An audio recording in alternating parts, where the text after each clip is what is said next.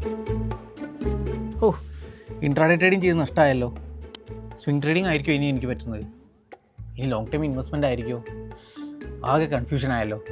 ഇങ്ങനെ ടെൻഷൻ അടിച്ചിരിക്കുന്ന ഒരാളാണോ നിങ്ങൾ?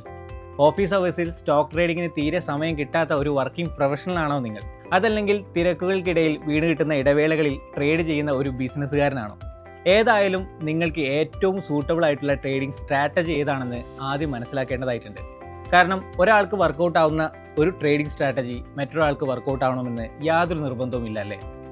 ഇനി ഞാൻ പറയാൻ പോകുന്ന കാര്യങ്ങളിലൂടെ സൂട്ടബിൾ ആയിട്ടുള്ള ട്രേഡിംഗ് സ്റ്റൈൽ ഏതാണെന്ന് തീർച്ചയായിട്ടും നിങ്ങൾക്ക് മനസ്സിലാവുന്നതായിരിക്കും എന്ന് പറഞ്ഞുകൊണ്ട് നമുക്ക് വീഡിയോയിലേക്ക് പോകാം. My name is Akhil. Welcome to entrepreneur academy. സാധാരണയായി ഉപയോഗിച്ച് വരുന്ന 6 പ്രധാന ട്രേഡിംഗ് സ്ട്രാറ്റജീസ് ഏതൊക്കെയാണെന്ന് നമുക്ക് നോക്കിയാലോ. First one, intraday trading. ഒരേ ദിവസം തന്നെ സ്റ്റോക്കുകൾ ബൈ ചെയ്യുകയും സെല്ല് ചെയ്യുകയും ചെയ്യുന്നതിന് ഇൻട്രാഡേ ട്രേഡിംഗ് അല്ലെങ്കിൽ ഡേ ട്രേഡിംഗ് എന്നാണ് പറയുന്നത്. മൺഡേ ടു ഫ്രൈഡേ രാവിലെ 9:15 മുതൽ വൈകുന്നേരം 3:30 വരെയാണ് ഇൻട്രാഡേ ട്രേഡിങ്ങിൻ്റെ സമയം എന്ന് പറയുന്നത്. ഹൈ പ്രോഫിറ്റ്സ് ഉണ്ടാക്കാൻ വേണ്ടി പലരും ഈ സ്ട്രാറ്റജി യൂസ് ചെയ്യാറുണ്ടെങ്കിലും ഇവിടെ റിസ്ക്കും അത്ര തന്നെ കൂടുതലാണ്. ഷോർട്ട് ടൈം പ്രൈസ് മൂവ്മെൻറ്റ്സിൽ നിന്നും ലാഭമുണ്ടാക്കാനാണ് ഡേ ട്രേഡേഴ്സ് നോക്കുന്നത്. അതുകൊണ്ട് തന്നെ ഓർഡറുകൾ കൃത്യസമയത്ത് പ്ലേസ് ചെയ്യുന്നതിനായി ഇൻഡൈസസുകൾ, സ്റ്റോക്കുകൾ എന്നിവ ഇവിടെ ക്ലോസ് ആയി മോണിറ്റർ ചെയ്യേണ്ടത് അത്യാവശ്യമാണ്. ഇൻട്രാഡേ ട്രേഡേഴ്സിന് പ്രധാനമായും വേണ്ടത് പെട്ടെന്ന് തീരുമാനമെടുക്കാനുള്ള കഴിവാണ്. അതിന് ടെക്നിക്കൽ അനാലിസിസ് ചെയ്യാനുള്ള പരിചയം, റിസ്ക് എങ്ങനെ മാനേജ് ചെയ്യാം, ഹൈ ഡിസിപ്ലിൻ എന്നിവ തീർച്ചയായും അറിഞ്ഞിരിക്കണം. ഡേ ട്രേഡേഴ്സ് സാധാരണയായി ചാർട്ട്സ്, പാറ്റേൺസ്, ഇൻഡിക്കേറ്റേഴ്സ് എന്നിവ ഉപയോഗിച്ചാണ് പൊട്ടൻഷ്യൽ ഓപ്പർച്യൂണിറ്റീസുകൾ കണ്ടെത്തുന്നത്. അതുകൊണ്ട് തന്നെ അത്യാവശ്യം എക്സ്പീരിയൻസ് ആയിട്ടുള്ള ആളുകളായിരിക്കും ഡേ ട്രേഡിങ്ങിൽ വിജയം കണ്ടെത്താൻ പോകുന്നത്.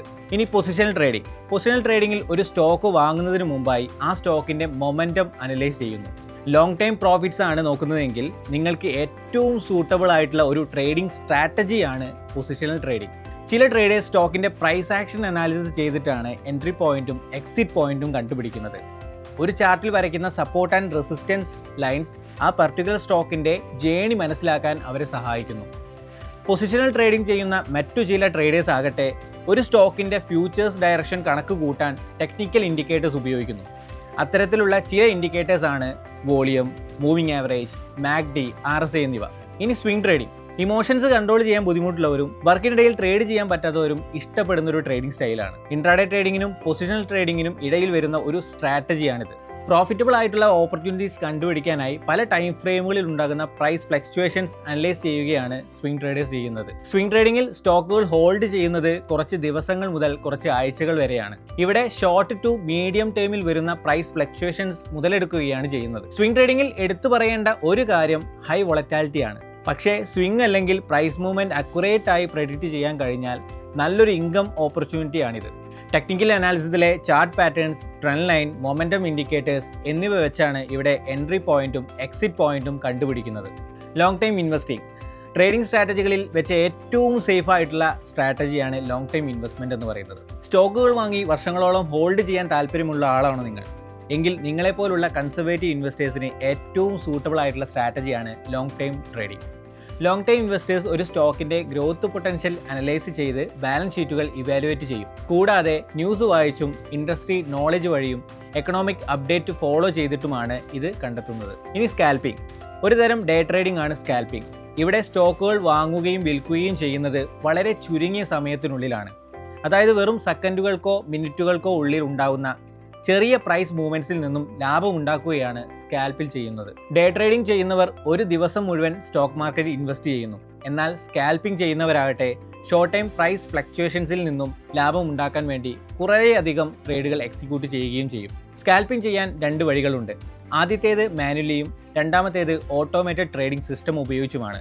സ്കാൽപ്പിംഗ് ചെയ്യാൻ വേണ്ട 3 സ്കില്ലുകൾ high discipline, focus, technical analysis സ്കില്ലുകൾ എന്നിവയാണ്. അടുത്തതായി momentum trading. Stock market trading സ്ട്രാറ്റജികളിൽ വെച്ച് ഏറ്റവും ഈസിയായ സ്ട്രാറ്റജിയാണ് മൊമെൻറ്റം ട്രേഡിംഗ്.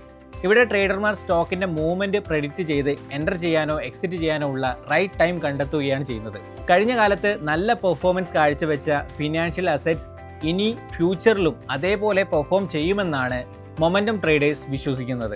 അതുകൊണ്ട് തന്നെ അവർ പ്രൈസ് കൂടുന്ന അസറ്റുകൾ വാങ്ങുകയും പ്രൈസ് കുറയുന്ന അസറ്റുകൾ വിൽക്കുകയും ചെയ്യുന്നു. ഇവിടെ പ്രൈസ് ആക്ഷനിനാണ് പ്രാധാന്യം കൊടുക്കുന്നത്, അല്ലാതെ അണ്ടർലൈൻ ഫണ്ടമെന്റൽ അല്ലെങ്കിൽ എക്കണോമിക് ഫാക്ടേഴ്സിനല്ല.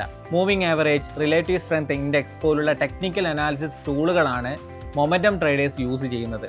ഇനി പറയൂ, ഈ വീഡിയോയിൽ ഡിസ്കസ് ചെയ്ത 6 ട്രേഡിംഗ് സ്ട്രാറ്റജികളിൽ ഏത് സ്ട്രാറ്റജിയാണ് നിങ്ങൾ ഫോളോ ചെയ്യാൻ ഉദ്ദേശിക്കുന്നത്? താഴെ കമൻറ്റ് ചെയ്യൂ. അതുപോലെ തന്നെ ഈ വീഡിയോ ലൈക്ക് ചെയ്യാനും ഷെയർ ചെയ്യാനും മറക്കരുത് എന്ന് പറഞ്ഞുകൊണ്ട് നമുക്ക് അടുത്ത വീഡിയോയിൽ കാണാം. അതുവരേക്കും ബൈ.